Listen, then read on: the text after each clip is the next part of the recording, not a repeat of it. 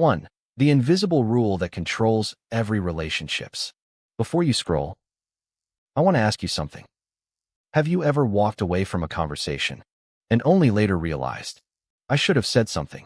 Maybe someone interrupted you, made a joke at your expense, dismissed your opinion, or spoke to you in a way they never would have spoken to someone else. You noticed it, you felt it, but you stayed quiet. Not because you were weak, not because you didn't have the words, because in that moment, keeping the peace felt easier than protecting yourself. And by the time you got home, your mind had already replayed the conversation 100 different ways. I should have said this. I should have stood up for myself. Why do people always do this to me? If you've ever asked yourself that question, this video isn't here to motivate you. It's here to change the way you see human behavior forever. Because the truth is, people aren't treating you the way they do by accident. There's a reason, a pattern, an invisible rule that quietly shapes every relationship in your life. And once you understand it, you'll start noticing it everywhere. At work, with friends in your family, even with complete strangers. More importantly, you'll know exactly how to change it. Not by becoming louder, not by becoming rude, but by understanding one psychological principle that most people never learn. And once you see it, you can't unsee it.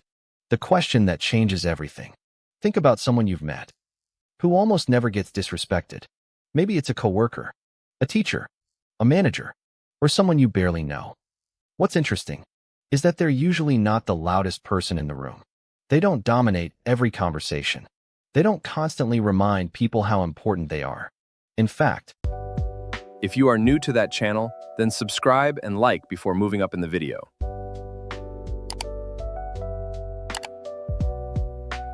They're often surprisingly calm. They speak normally. They laugh.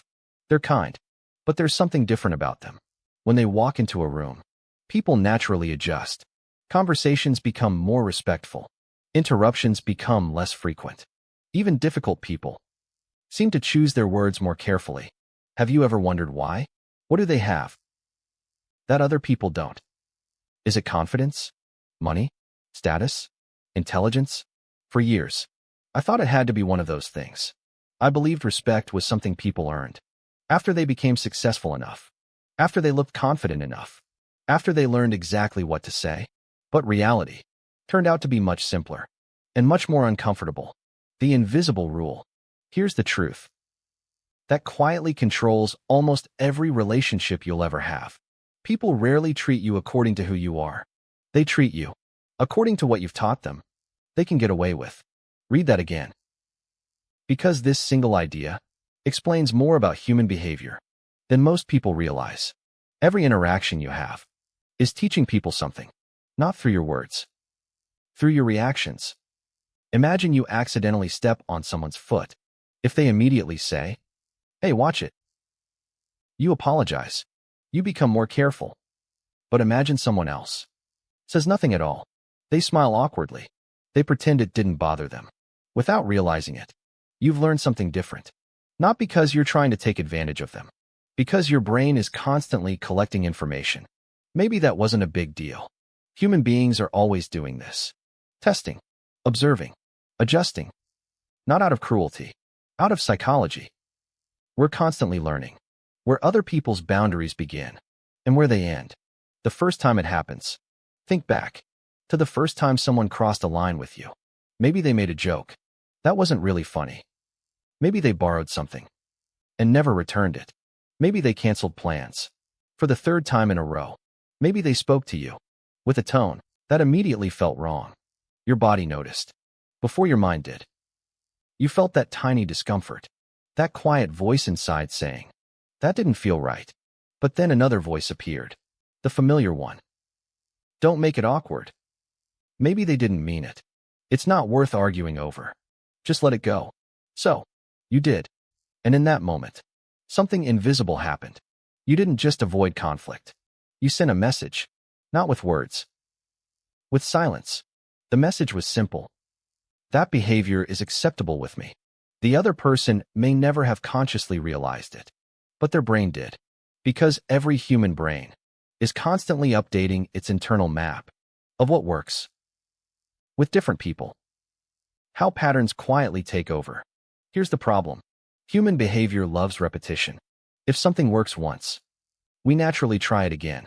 Not because we're bad people, because that's how learning works. The first joke becomes a habit. The small favor becomes an expectation. The interruption becomes normal. The disrespect becomes routine. Then something strange happens. It isn't just one person anymore. A new coworker starts treating you the same way. A different friend begins expecting the same things. Even strangers seem to pick up on the same dynamic. You start wondering, why does this always happen to me? But the answer isn't because you're unlucky. The answer is because patterns don't stay inside one relationship. They become part of the energy you unknowingly carry into the next one. So if people are constantly reading us, constantly learning where our boundaries begin, then the real question isn't, how do I make people respect me? The real question is, what have I been teaching people without realizing it? Because once you understand that, you'll realize something even more powerful. There are only two ways to move through life. You can spend your days reacting to every room you walk into, or you can become the person who quietly changes the room just by being there. And that difference changes everything. 2. The thermometer or the thermostat. Think about the last room you walked into. Maybe it was your office, a family gathering, a classroom, or even a coffee shop. Before you said a single word, your brain had already started working. Every expression, every tone of voice. Who looked annoyed? Who seemed happy? Who had the most influence? Who should you agree with? Who should you avoid? You probably didn't even notice it happening, because your brain has spent your entire life learning one thing: how to survive socially. And to survive, it learned to read the room. There's nothing wrong with that. In fact, it's one of the reasons human beings have survived for thousands of years. We evolved in tribes. Being accepted meant staying alive. Being rejected could mean being left behind. So your brain became incredibly good at sensing tension, reading body language, predicting people's reactions, trying to avoid conflict before it even started. That instinct once protected us, but in modern life, it often becomes the very thing that keeps us powerless. Imagine two devices hanging on the same wall. The first is a thermometer. Its only job is to tell you what the temperature already is. If the room is cold, it reads cold. If the room is warm, it reads warm. It never changes anything. It only reacts. Now imagine the second device, a thermostat. It doesn't ask the room what temperature it should be. It decides. If the room is too cold, it creates warmth. If it's too hot, it cools things down. It doesn't reflect the environment. It shapes it.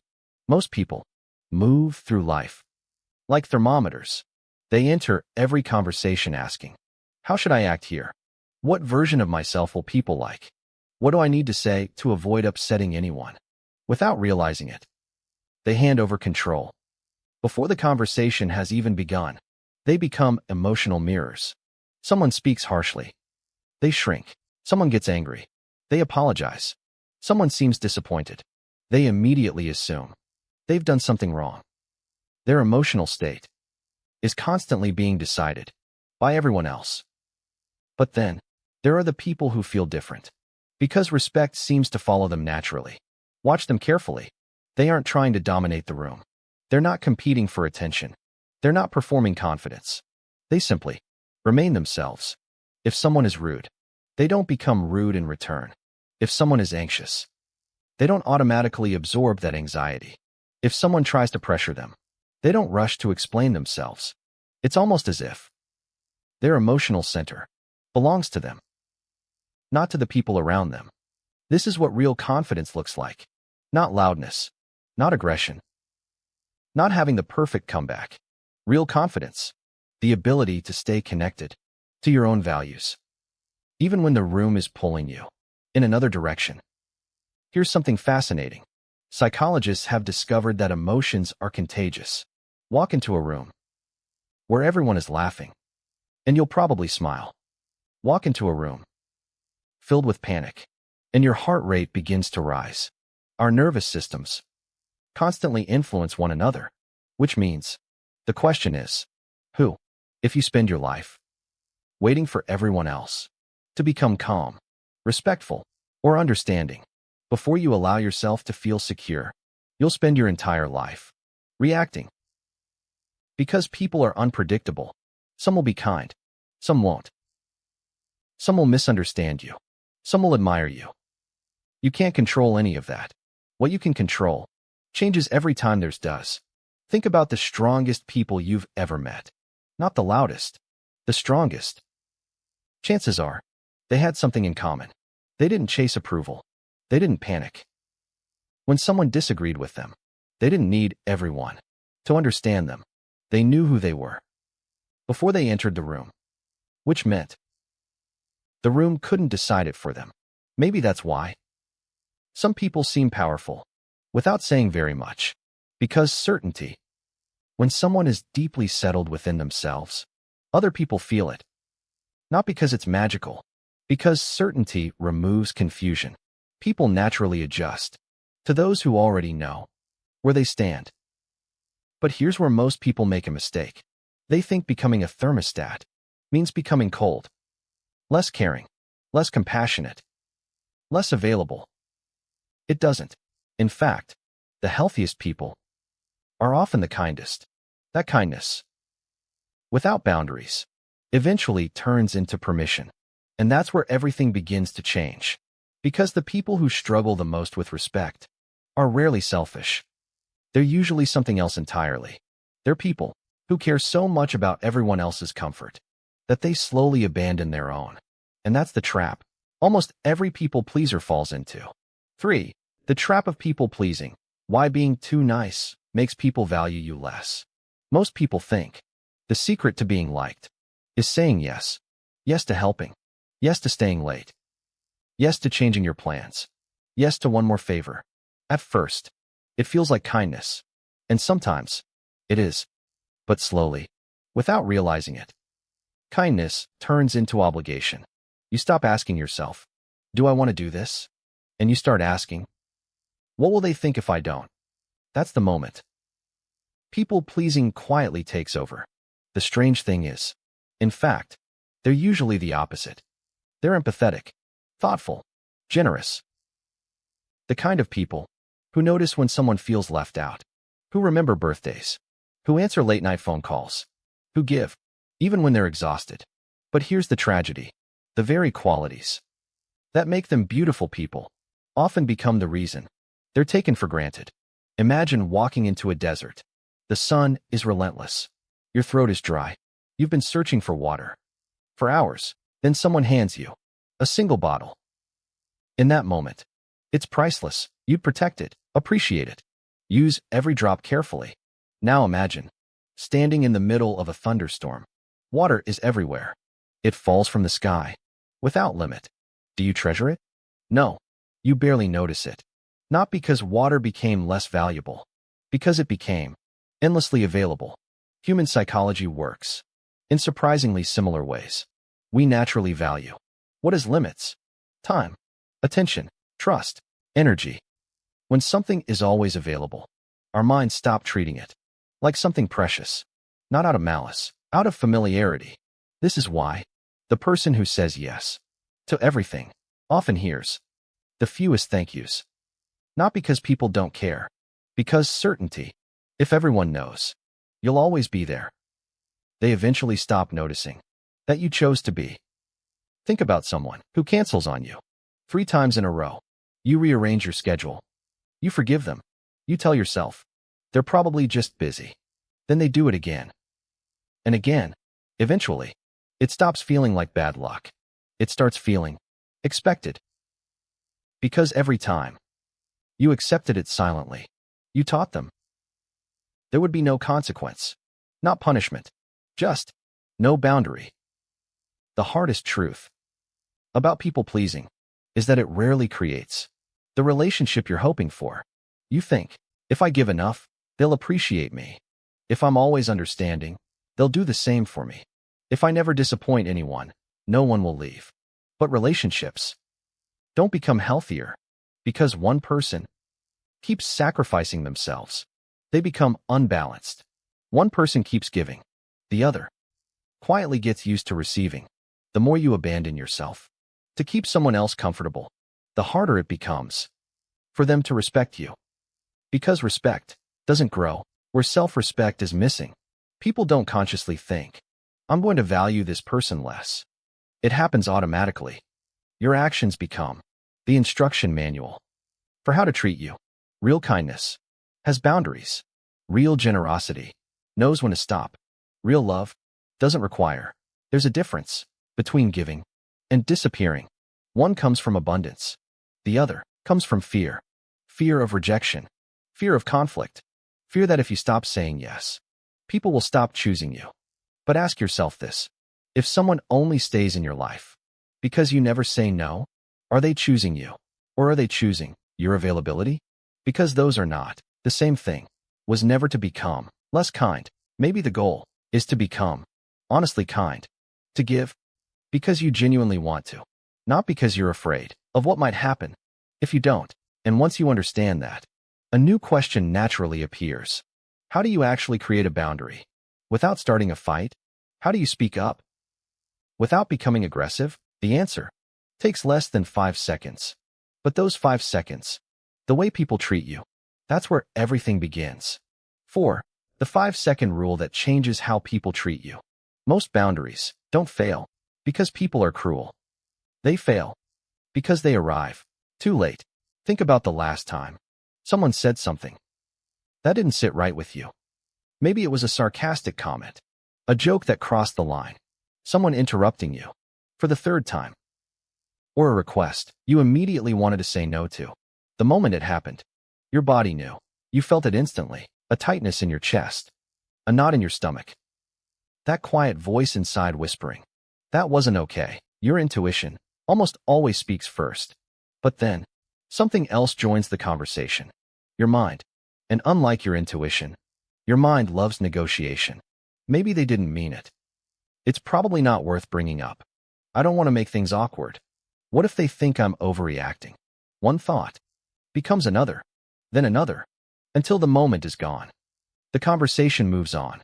Everyone else forgets what happened, except you, because you're the one still carrying it. Here's something fascinating. The brain hates conflict.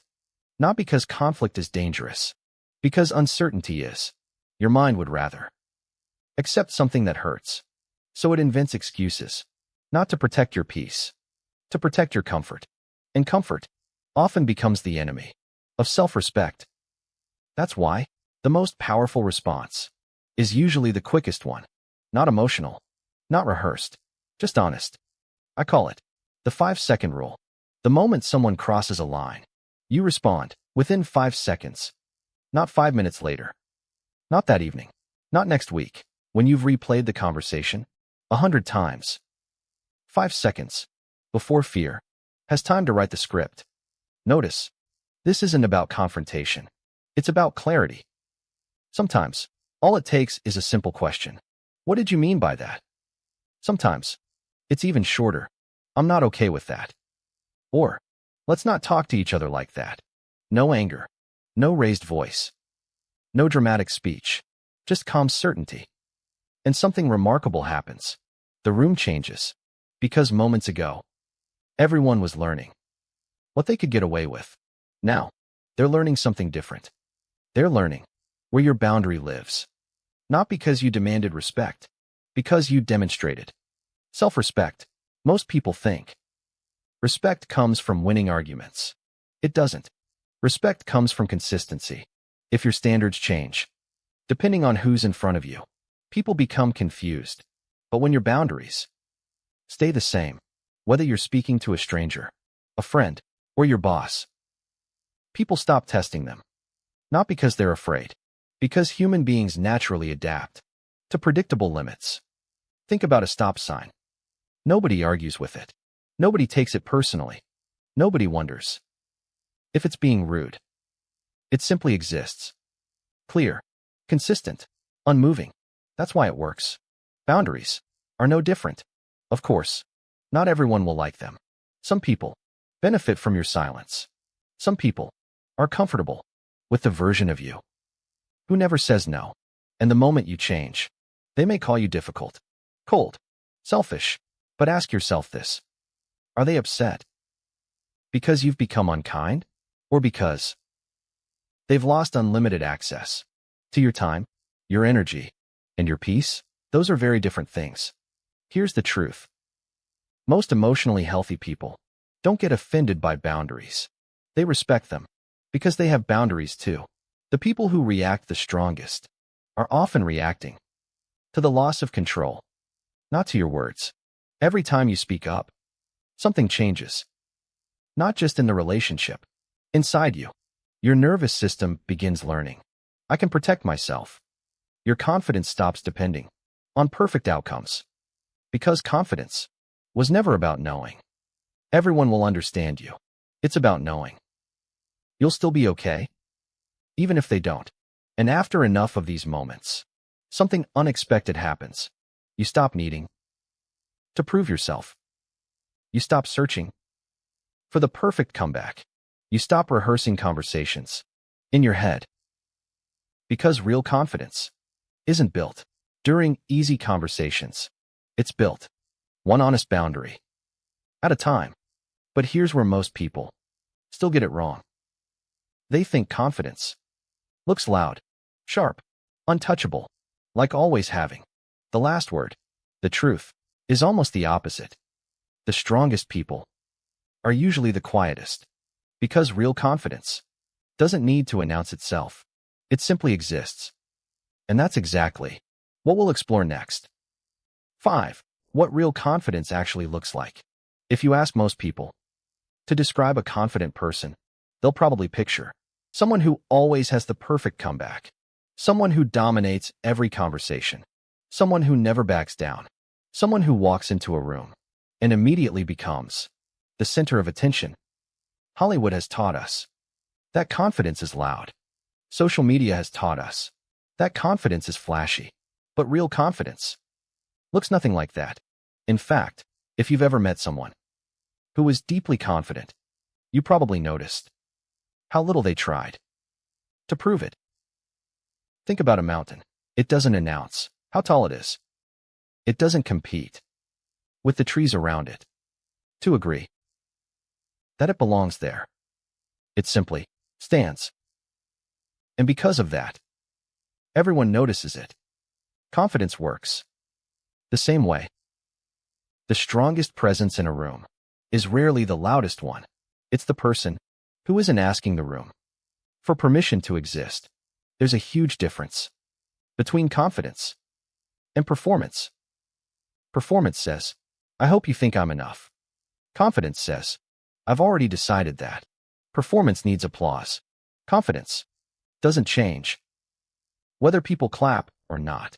This is why truly confident people don't waste much energy trying to win every argument. They understand something most people never do. You don't have to attend every fight you're invited to. Someone misunderstands them. They clarify once, maybe twice. After that, they let it go. Not because they gave up, because they understand that not every misunderstanding needs to become a battle. Imagine carrying, filled to the very top, every unnecessary argument is another hand trying to shake that glass. Soon, the water begins spilling everywhere. Now imagine carrying only what matters: your values, your peace, your integrity. Suddenly, there's nothing left for other people to spill. One of the biggest signs of insecurity is the constant need to be understood, to explain, to defend, to justify. Let me tell you why I said that. Please don't think badly of me. But confidence realizes something freeing. Not everyone is qualified to understand your story. Some people have already decided who you are before you open your mouth, and no amount of explaining will change a mind that isn't interested in listening. That's why emotionally strong people protect something more valuable than being right. They protect Their energy. Because energy. Every minute spent trying to convince someone who refuses to understand you is a minute stolen from someone who already does. Have you noticed how some people seem impossible to offend? Someone criticizes them. They smile. Someone ignores them. They continue with their day. Someone says no. They simply move on. At first, it almost looks like they don't care. But that's not what's happening. They care deeply, placing their self-worth in other people's hands. There's an old saying that goes something like this. If someone hands you a gift and you don't accept it, who does the gift belong to? The answer is still the person who offered it. The same is true for insults, for unnecessary criticism, for bitterness. Not every opinion deserves space inside your mind. Some things can simply remain with the person who brought them. Real confidence isn't pretending. It's knowing which things deserve access to your peace. Most don't. And here's the beautiful part. The more consistently you honor your boundaries, the less often people will test them. Not because you've become intimidating, because you've become predictable. Healthy people love predictable boundaries. Unhealthy people eventually look elsewhere. Either way, your life becomes quieter. But beneath all of this, the boundaries, the confidence, the calm, there's something even deeper. A belief, so hidden, that most people don't even realize. It's running their lives. It quietly determines who you choose, what you tolerate, and how much respect you believe you deserve. And until that belief changes, everything else is just technique. Because the way people treat you will never consistently rise above the way you secretly believe you should be treated. That's where the real transformation begins. 6. The belief beneath everything. The real reason people cross your boundaries. Everything we've talked about. Boundaries, confidence, self-respect, the 5-second rule. None of it works for very long if one thing stays the same. The story you quietly tell yourself. Not the story you tell other people. The one you never say out loud. The one that only appears late at night. Then the room is silent. And it's just you, alone with your thoughts. Has won. And whether you realize it or not, that story becomes the blueprint for your entire life. For some people, the story sounds like this. I should just be grateful they stayed. Maybe I'm asking for too much. If I say something, they'll leave. I don't want to be difficult. Maybe this is just how relationships are. They don't speak these words. They live them, quietly, every single day. What's fascinating is that beliefs don't announce themselves. They disguise themselves as facts. You don't think, I have low self-worth. You think, I'm just being realistic. You don't think, I'm afraid of rejection. You think, I don't want to create drama. The belief hides itself inside logic, which makes it incredibly difficult to question. Imagine for a moment that you're wearing a pair of tinted glasses. You've worn them for so many years that you've forgotten they're even there. Everything you see looks slightly darker, slightly smaller, slightly less hopeful. Not because the world is dark, because your lens is. Beliefs work exactly the same way. They don't change reality. They change the way reality appears to you. This is why two people can experience the exact same event and walk away with completely different conclusions. One person gets rejected and thinks, we just weren't the right fit. The other thinks, see, I knew I wasn't enough. Same event, different belief, different future. Your belief is like the ceiling inside a house. You can decorate the walls, buy expensive furniture, paint everything beautifully, but no matter what you do, you cannot stand higher than the ceiling. Self-worth works the same way. If deep down you believe you deserve very little, your life will quietly organize itself around proving that belief right. Not because the universe is punishing you, because your mind is always searching for evidence that confirms what it already believes. Psychologists call this confirmation bias. We don't just see reality. We notice the parts of reality that support our existing beliefs. That's why someone can compliment you 10 times, once, and somehow the criticism is the only thing you remember, not because it was true, because it matched the story you were already telling yourself. So here's the question that changes everything. Who taught you what you were worth? Was it your parents, a teacher, a relationship that slowly convinced you love had to be earned? Was it years of trying to fit in, trying to be chosen, trying to become who everyone else needed? Because here's the truth. Most of us didn't choose our first belief. We inherited it. But here's the beautiful part. You don't have to inherit the rest of your life. Every time you keep a promise to yourself, the story changes. Every time you say no when you mean no, the story changes. Every time you leave a place that costs you your peace, the story changes. You're rewriting your identity, one decision at a time. People often ask, when will I finally feel confident? The answer is surprising. Not after one motivational video. Not after reading one book. Not after repeating affirmations. In the mirror, confidence isn't spoken into existence. It's earned, quietly, every single time.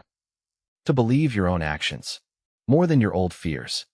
And one day, without realizing it, you'll notice something strange. The people who used to drain you don't have the same power anymore. The conversations that once kept you awake at night barely stay in your mind. The disrespect that once felt normal starts feeling unacceptable because you did. Maybe that's what self-respect really is. Not making other people see your value. Seeing it yourself so clearly that you stop negotiating it. So before you leave this video, don't promise yourself you're going to become a completely different person tomorrow. That's how people fail. Instead, choose one moment. The next time someone crosses a line, pause, take a breath, and become the version of yourself who responds instead of retreats. 5 seconds, one honest sentence, one clear boundary. That is how identities change. Not all at once, one courageous moment at a time. Because the people who seem impossible to disrespect weren't born different. They simply stopped asking the world for permission to respect themselves. And the moment they did, the world quietly followed their lead. The way people treat you will almost always reflect the standard you quietly accept. So raise the standard and watch what changes.